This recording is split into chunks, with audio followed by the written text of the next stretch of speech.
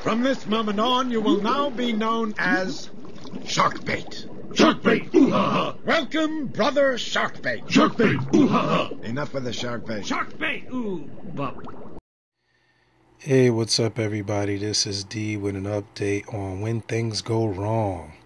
It's easy for everybody to act like an expert and like they got a degree, which 99% of them have never went to school or studied any of this stuff. But we're just Aquarius, learning as we go, and no matter how long you're going, you always end up with something going wrong. But anyway, something went wrong, and it affected the frag tank more than anything. The main tank upstairs, 125, has been running for years and years, so that tank is pretty used to the swings of the seasons, especially heat being one of them. We've had an extremely hot summer, and it has caused the temperature in the tanks to increase exponentially, and because of this, I've got a few bleaching issues.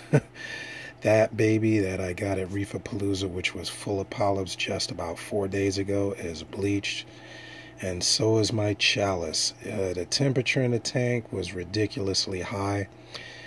Hey Freddy, how you doing, Freddy? Don't mind him, he likes to photobomb. He doesn't even run, he's just used to the camera. But Freddy can attest that this was a beautiful purple chalice, and it is like a mess. Looks like a styrofoam plate right now. Yeah, so it has bleached exponentially, as well as that piece there is bleached. And the one that breaks my heart the most is this aching over here. You guys have seen it in many pictures and many video updates. This Aiken filled that whole corner. I bought it when it was only one head, and it grew to about 6 heads, which used to fill that entire corner. It is like sad looking at it. Kind of upsets me a lot, but what are you gonna do, man? It took one for the team, and so did this toadstool, which is odd.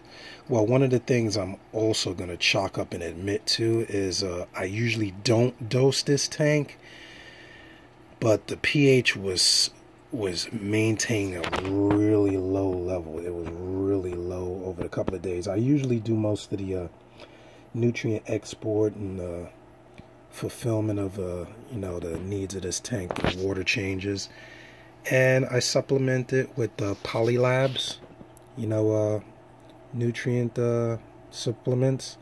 But I used the 2-part from Reef, which is a marvelous product.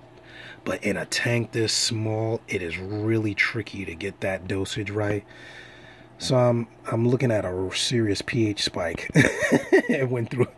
I dosed not even 5 mils, but the pH spike went up exponentially. I'd have probably been better off doing like maybe 1 milliliter a day, because this is only a 17-gallon tank.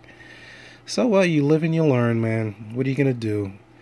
When you get lemons, you make lemonade. Things happen.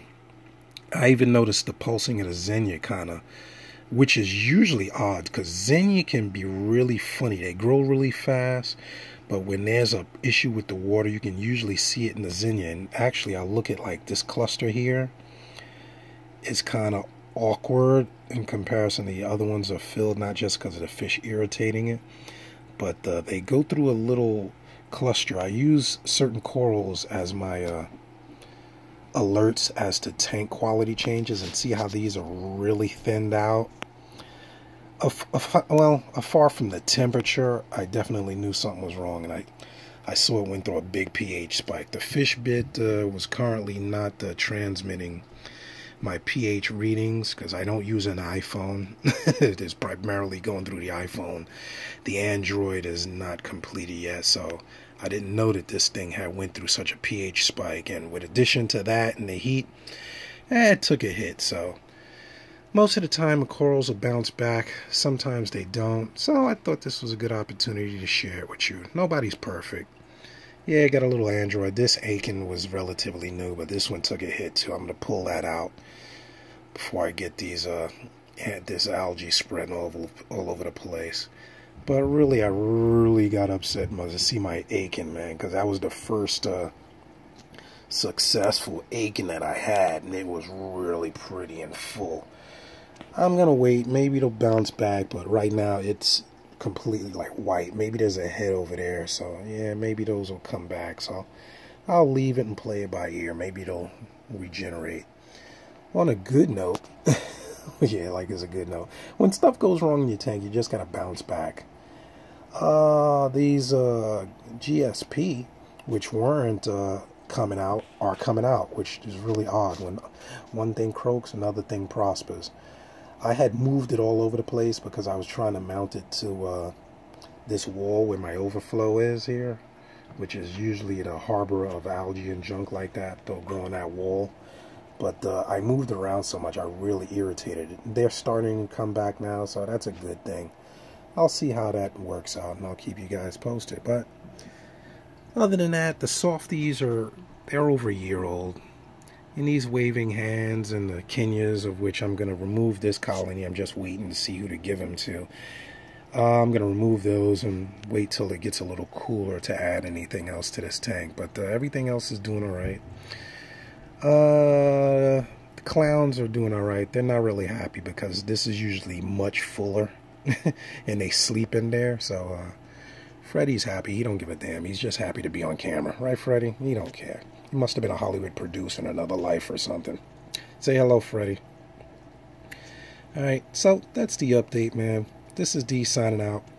If you got any issues, questions, post them in the comments below. Look forward to hearing from you. And things happen. It's part of the hobby. Hey, I know a couple of people that actually are scientists. And things go wrong in their tank. So what are you going to do? Alright, this is D signing off. DFB Aquatics. Click the like, subscribe for updates. And I'm signing off. I'm going to go get me a iced coffee because it's blazing here in New York. See ya! Tank on, people.